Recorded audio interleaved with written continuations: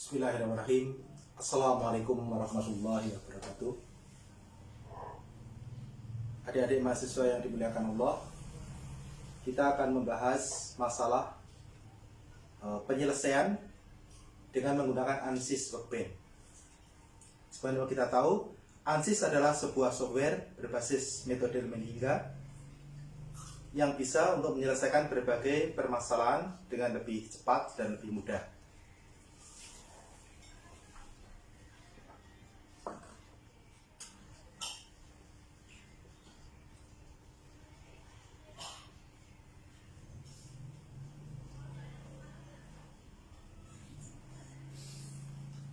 Dalam penyelesaian menggunakan ANSYS Workbench, kita akan menggunakan 3 metode. Yang pertama adalah elemen 1 dimensi, elemen 2 dimensi, dan elemen 3 dimensi. Kalau 1 dimensi itu elemen garis, kalau 2 dimensi elemen luasan, kalau 3 dimensi elemen volume atau solid. Ya. Penjelasannya seperti ini. Apabila ada sebuah struktur seperti ini, ya, maka ini dimisalkan dalam ANSYS sebagai sebuah garis yang dimasukkan cross section berbentuk ini. Jadi sebuah garis cross sectionnya berbentuk persegi panjang, kemudian nanti dimasukkan atau diinputkan ke dalam elemen tadi, ya. Jadi variabel yang kita bisa atur hanyalah panjang, ya. Panjang dari struktur cross section sudah ditentukan, ya. Di ANSYS sudah dimasukkan cross section yang merupakan library. Ada yang bisa berbentuk tabung tipis seperti ini, atau berbentuk I, atau berbentuk cube seperti ini, ya. Jadi misalnya kita akan membuat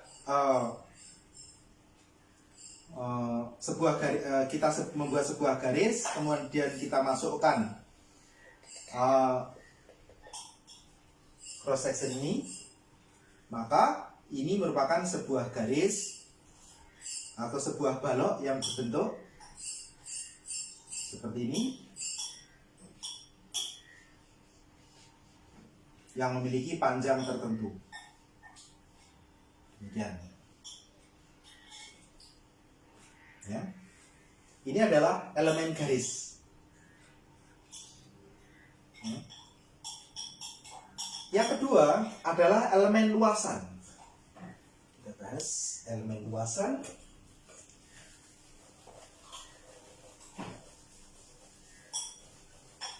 Dalam elemen luasan, kita mengatur yaitu panjang dan lebar dari luasan. Ya, panjang dan lebar dari luasan. Misalnya ada sebuah lubang di sini, kita sketch seperti ini. Kemudian kita inputkan, kita definisikan ketebalannya seperti ini. Ya. Ketebalannya seperti ini, anggaplah seperti ini, ya. Jadi nanti yang kelihatan di analisa hanya luasannya. Nah, ketebalannya itu didefinisikan, harus seragam, harus sama, ya.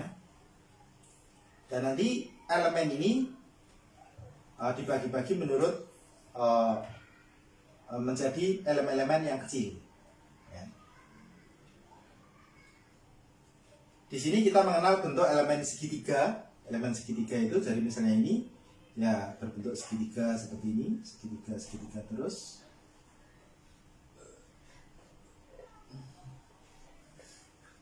dan seterusnya. Kemudian di sini menyesuaikan. Ada juga elemen segi 4. Jadi misalnya saya punya bentuk seperti ini. Kalau saya bikin elemen segi 4 kira-kira seperti ini.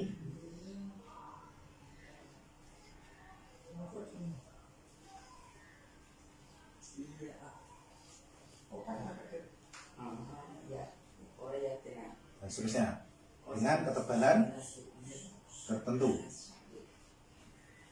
Ya. Ini adalah elemen luasan. Yang ketiga, ingat ya, ketebalannya ini kita definisikan jadi selalu tetap. Yang ketiga adalah elemen volume.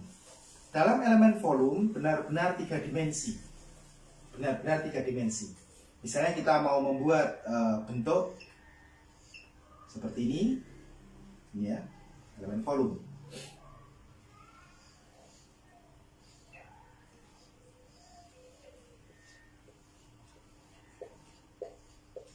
Misalnya seperti ini, bisa. Misalnya ada lagi sebuah bentuk yang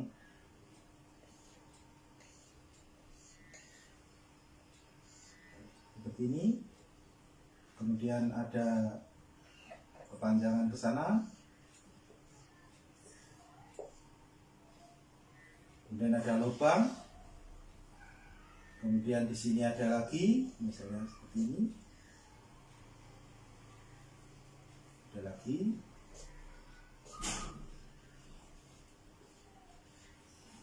bisa. Ini kita bisa menggunakan brick atau bisa menggunakan elemen tetrahedron seperti ini, kecil-kecil. Kemudian bisa juga menggunakan elemen kubus seperti ini. Jadi pada ANSYS apabila kita tidak melakukan apa-apa, itu sudah dilengkapi sebuah fitur, dia bisa membuat auto meshing, ya, menggunakan auto meshing. Sekarang kapan kita gunakan elemen garis? Kapan kita gunakan elemen luasan? Kapan kita gunakan elemen solid? Tergantung dari analisa yang mau kita bikin. Yang jelas makin ke sana itu makin kompleks, makin banyak elemen yang kita buat, dan juga makin lama penyelesaiannya, ya, makin lama. Maka apabila cukup digunakan elemen garis, maka ya elemen garis saja, tidak usah yang lain.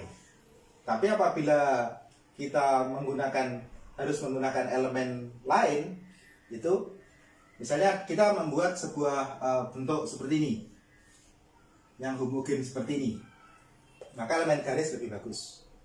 Tapi apabila misalnya ini ada pentol-pentolannya seperti ini,